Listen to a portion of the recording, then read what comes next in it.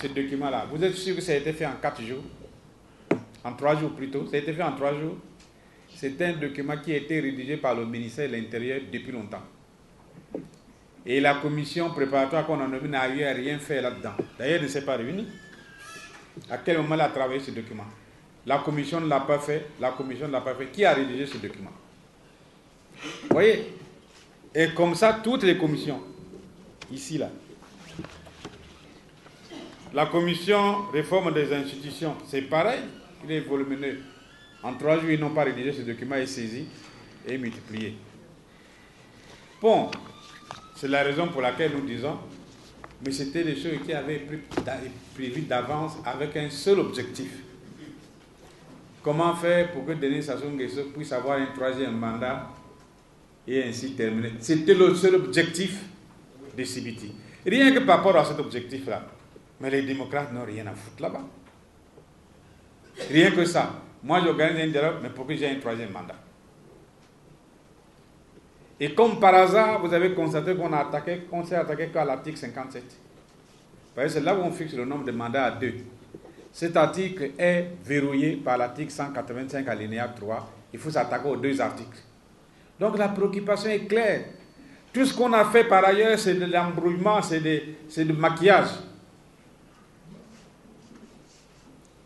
C'est le maquillage. Parce qu'il fallait trouver un moyen de donner un 3e mandat à Denis Sassou Nguesso.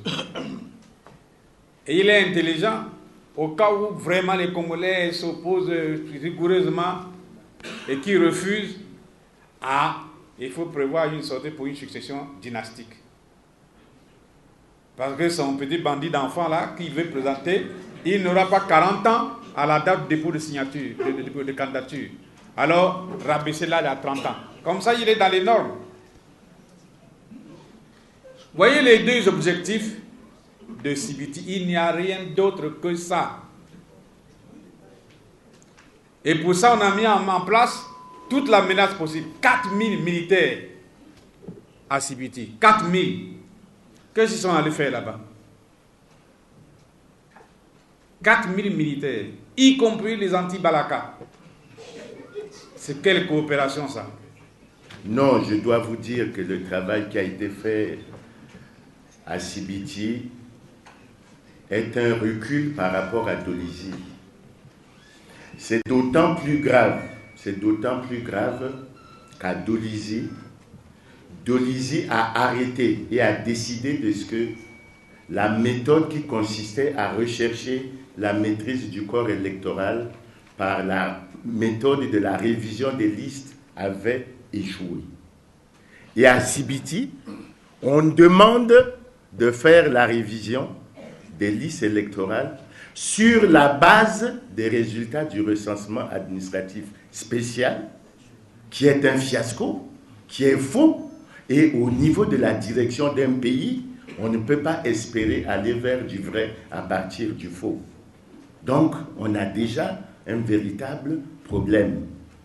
Quand vous prenez au niveau de la gouvernance électorale, ce qu'on envisage en termes de maintien du rôle des préfets, des maires et autres dans l'organisation des élections, ça veut dire qu'on refuse catégoriquement d'aller vers la mise en place d'une commission électorale véritablement indépendante. Et quand vous vous souvenez, vous prenez Dolisie, vous prenez Dolisie, mais toutes ces choses ont été arrêtées. La question fondamentale à laquelle CBT devait répondre, c'est de savoir pourquoi tout ce qui a été arrêté au cours de ces concertations n'a jamais été appliqué. Est-ce qu'ils seront en mesure d'appliquer ce qui va être arrêté? La réponse est non. Pourquoi?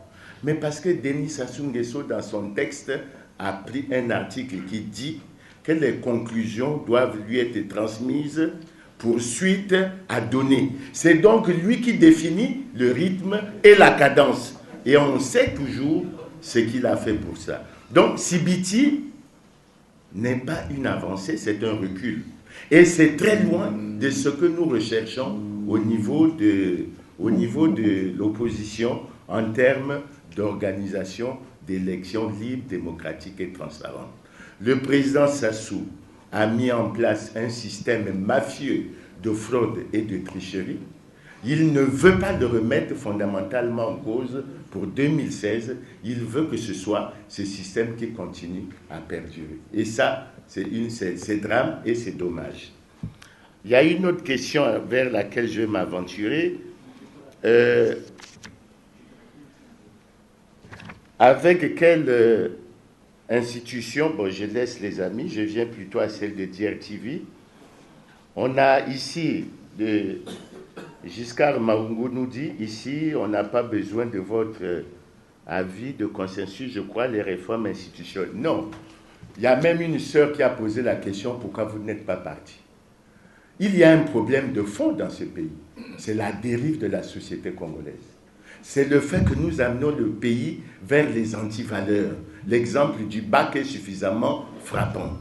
Quand vous prenez le deuxième point, la question posée par le président Denis Sassou Nguesso, si oui ou non, on peut faire évoluer les institutions. Mais c'est très grave pour notre pays. C'est très grave pour notre pays que le premier magistrat ose poser cette question. Pourquoi c'est très grave?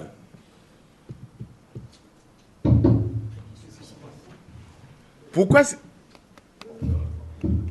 c'est très grave? Mais parce que la Constitution du 20 janvier 2002 contient en elle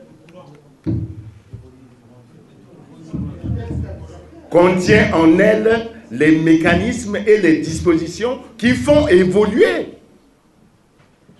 les institutions de la République. Vous avez l'article 86 qui est clair.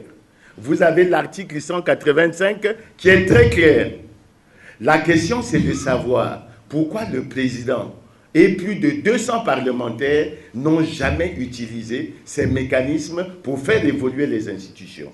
Et quand nous regardons les institutions, soyons francs. Pourquoi amenons-nous la malhonnêteté au niveau de la direction de l'État? C'est très grave. Pourquoi on le dit? Le président Sassou, ses partisans disent tous les jours que les institutions fonctionnent normalement.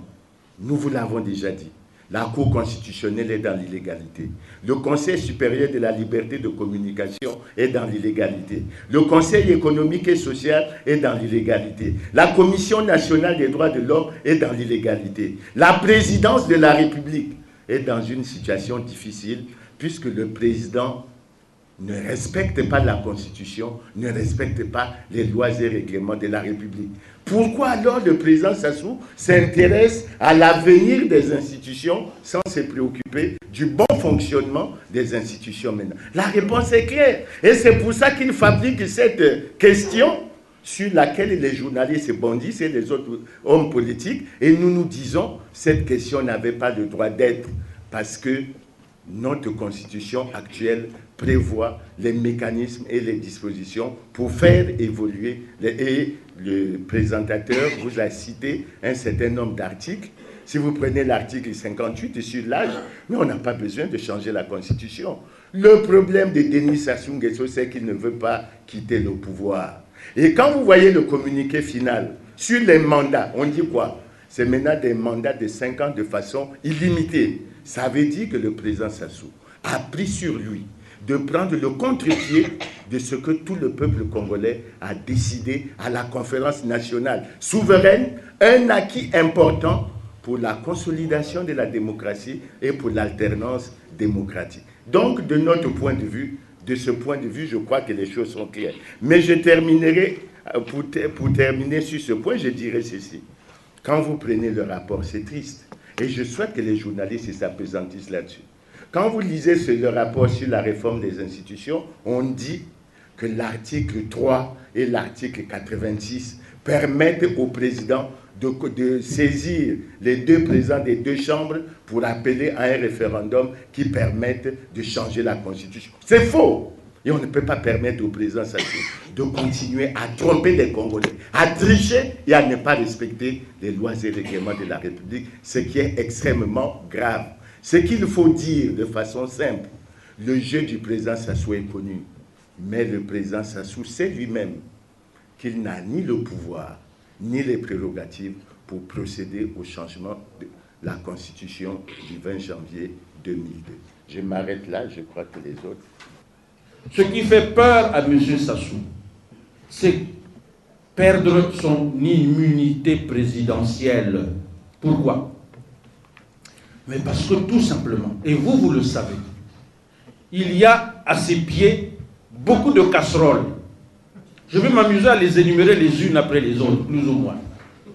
La première casserole concerne les disparus du beach. Il faut qu'on en parle.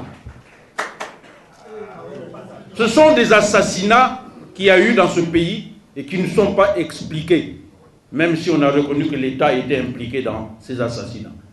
Parce qu'il faut appeler un chat un chat.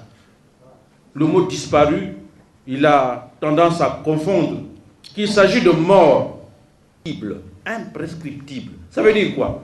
100 ans plus tard, on en parlera. Regardez ce qui se passe au Sénégal aujourd'hui, avec Hissène Habré. Il y a les explosions du 4 mars, qu'on a voulu mettre sur le dos d'un officier. Mais nous savons que le véritable responsable, c'est l'État congolais, qui a entreposé dans un endroit des armes dangereuses. Et cet État, c'est M. Sassou. Il y a toute la gestion financière de notre pays, caractérisée par des scandales inacceptables de perte d'argent, de vol. Tout récemment, on nous parle du directeur de la douane qui a perdu des sommes importantes. Je n'en connais pas le chiffre exact, mais ça s'exprime en milliards. Ça se traduit par ce qu'on appelle régulièrement les biens mal acquis. Et nous savons que ces biens mal acquis sont considérés comme du vol. Donc pour tous ces faits-là, M. Sassou est passible de prison. Disons le mot, il a peur de ça. Regardez ce qui se passe en France avec des présidents un peu moins assassins que lui et qui craignent quand même pour leur vie. Je ne vais pas les citer. Ce sont donc ces raisons-là qui permettent à M. Sassou de dire si jamais je laisse ce pouvoir, moi je suis foutu. Et les exemples pilulent aujourd'hui. Donc ne nous racontez pas que le fait qu'il ait fait inscrire, qu'il va faire évoluer le sort des anciens dirigeants pour qu'on lui réserve à lui le sort d'ancien président, oui, on peut y penser, mais ce n'est pas ça qui va l'empêcher de briguer un mandat à vie. Il vient de nous donner un grand signal. Le fait d'enlever le verrou, la durée des mandats et du nombre de mandats, indique simplement qu'il veut y mourir. Et sauf si Dieu devenait clément avec lui, mais c'est de ma génération. Hein. Le bulletin unique, la connaître, tout ça. Mais ça, ce n'est pas des avancées. Il y a beaucoup de bulletins uniques qui n'ont pas supprimé la tricherie. Donc ça ne change rien du tout. La CONEL, on vous a dit dans le texte, pour que la CONEL soit véritablement indépendante, il faut deux choses. Première chose, que la loi qui régit les élections soit fondamentalement changée. Or, dans cette loi, il y a deux contradictions, deux articles s'opposent. Le premier article 15, c'est le ministre de l'Intérieur qui organise des élections. Et la CONEL n'est chargée que du suivi. On peut proclamer à Sylvie qu'elle est devenue indépendante, mais c'est un vœu pieux. Ce n'est même pas un vœu. C'est une tricherie. On viole l'opinion. Et ensuite, mais la CONEL n'est composée que des éléments du PCT. Les Boukanri, les Ololo, les Antoine, comment ça s'appelle, et Vundu, tout ça. Mais tous ce sont des gens de PCT. Vous pouvez mettre, ça ne sert à rien, strictement rien. On pourrait même mettre seulement la famille de la maison pour dire, ça sera la CONEL. Donc l'indépendance, ça ne justifie, ce qu'ils ont dit à la sécurité, c'est nul. Ensuite, c'est CB+ qui dit, dans le climat actuel, quel est l'avenir du Congo? Mais le Congo n'a qu'un seul avenir. Il suffit d'appliquer la loi au Congo, l'avenir est assuré. Quelle loi? Denis Sassou Nguesso, premier magistrat du pays qui a prêté serment sur la Constitution, et celui qui dit « je respecte la Constitution, le 12 jours j'ai fait la passation avec le prochain élu », c'est fini, il n'y aura pas de problème dans ce pays. Mais s'il provoque, je vais appeler le référendum. Mais il aura décidé d'aller à contre-pied de l'histoire de notre pays. Et les Congolais diront, il n'y a pas de référendum dans ce pays. Il n'y en aura pas. Il n'y en aura pas. Ne vous faites pas des illusions. J'apprends qu'il y a des gens qui boivent des champagnes dans les quartiers là-bas et que nous avons gagné en Sibiti. C'est zéro, il n'y aura pas de référendum ici. Ce pays-là n'appartient pas à un seul individu. C'est quoi cette histoire-là? L'avenir du Congo, c'est ça. L'avenir du Congo, c'est que le Congo va se débarrasser de tout ce qui est dictateur. Tous les gens qui veulent piocher tous les biens du Congo par leur propre profit, l'avenir du Congo n'est que celui-là. Il n'y a pas un autre avenir. Sinon, c'est la mort pour tous. Bien. Bon, MNTV, je suis comme surpris. Là, je viens de répondre d'ailleurs. On a vu dans la salle certains opposants. Mais il n'y en avait pas. Qui vous avez vu? Qui vous avez vu comme opposant là-bas? Bokama Yangoma? Nigifila? Mais il n'est pas opposant puisqu'il a violé les règles de son propre parti. Pourquoi vous criez toujours Kinyombi? Alors, qui vous avez vu comme opposant? Basseïla? Angios, c'est un opposant, vous ne le connaissez pas. C'est quoi cette histoire-là, chers amis? Soyons tous là. Et vous dites qu'il y a l'opposition radicale. Mais l'opposition radicale, habituellement, on parle du collectif de l'opposition radicale. Mais le MCDD, c'est l'opposition radicale? Le MCDD n'est pas parti. La CRDD, c'est l'opposition radicale? Elle n'est pas partie. L'UPAD, c'est l'opposition radicale? Elle n'est pas partie. Le RDD, c'est l'opposition radicale? Elle n'est pas partie. Je peux citer comme ça une longue liste pour dire que, en fait, c'est le Congo qui n'a pas voulu se retrouver à Sibiti en laissant au PCT de faire son numéro. C'est tout. C'est en réalité un congrès du PCT. Alors, puisque le président n'a tenu que son congrès, que devons-nous faire? Guy l'a dit, nous tenons le dialogue alternatif pour montrer aux Congolais qu'est-ce qu'il avait à faire. Si on était parti à Sibiti, nous tous, voilà les résolutions qu'on devait prendre. C'est d'abord de bien mettre en place la gouvernance électorale pour mettre fin au système actuel. C'est le système de l'intolérance. Quelqu'un a dit on a arrêté le fil de Ngouaré, c'est l'intolérance. Que vous êtes intolérant. Mais la vraie intolérance, c'est ça. On commence à arrêter les gens pour délit d'opinion. À la conférence nationale, nous avons dit plus de délit d'opinion dans ce pays.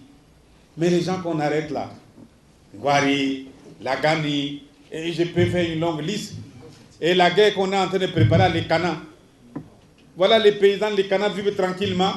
Alors on leur envoie 600 militaires, tant de militaires, les camps d'entraînement et tout ça. Pourquoi? Ce qu'à l'Ekana on cherche, c'est bien manger, être bien soigné, une bonne école pour les enfants, des bonnes routes et les conditions de vente des produits des travailleurs, des cultivateurs. Au lieu de mettre ça en place, on amène les militaires. Qu'est-ce qu'ils vont résoudre comme problème à l'Ekana? Ils vont régler les problèmes? Mais c'est ça qui ne va pas dans ce pays. Cette intolérance-là, on veut mettre fin à ça. On veut mettre fin à ça. Alors, donc, attention, chers amis. Et ceci nous concerne, nous tous. Alors, et MNTV dit, vous organisez votre dialogue pour aller à l'insurrection. Mais c'est le PCT qui vient de lancer l'insurrection. C'est parce que nous sommes des hommes de paix. On aurait mis déjà les barricades dans les rues de toutes les villes du Congo pour empêcher le PCT de faire son insurrection. Ce qui s'est passé à Sibiti, c'est véritablement une insurrection. Parce qu'on foule aux pieds les lois du pays.